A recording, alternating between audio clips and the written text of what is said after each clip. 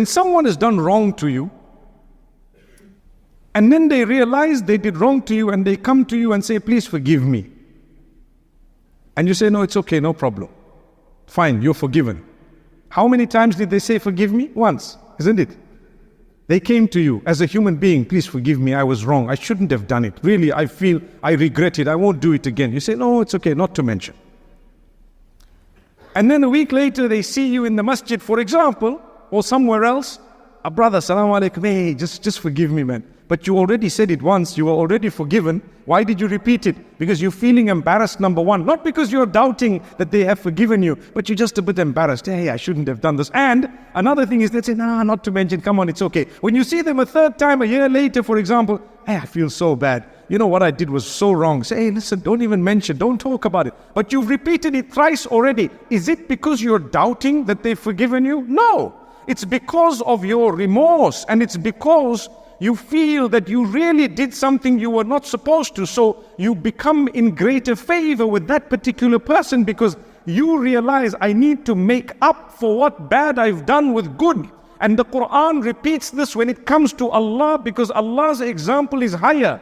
Innal hasanati yudhibna as-sayyi'at. Allah says good deeds will wipe out bad deeds. You want to see your bad deeds wiped out, will increase your good deeds and automatically they will be wiped out.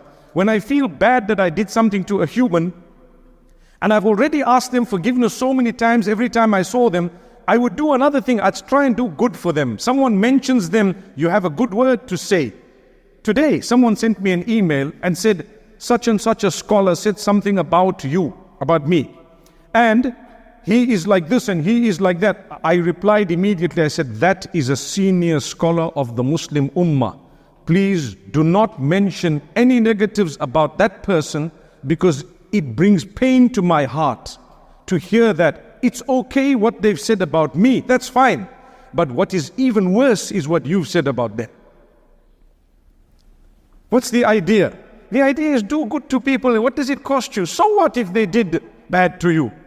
Ahsin ila man asa'a ilayk. That is the quality of the prophets.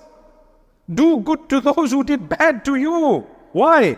I am preparing for the day I want to meet with Allah. Didn't we say today we're talking about healing in that way? You want to heal, you need to seek forgiveness and learn how to forgive others. Without that, you will not heal. There's no healing without seeking forgiveness and learning to forgive others.